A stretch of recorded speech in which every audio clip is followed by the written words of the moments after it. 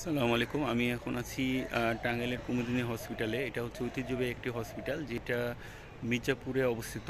এটা 1944 সাল থেকে তার কার্যক্রম শুরু করে। এর পরবর্তী ভিডিও ক্লিপগুলোতে আমি এই হসপিটালের কিছু অংশ আপনাদেরকে দেখাবো। আসসালামু আলাইকুম।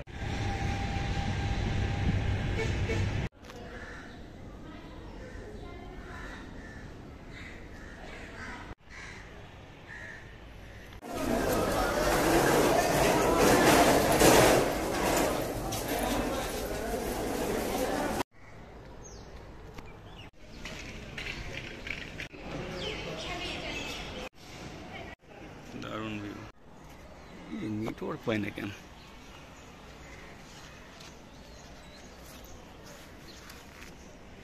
হ্যাঁ, দানবীর রণদা পোষাচ্ছে। আর কুমুদিনী ম্যাডামকে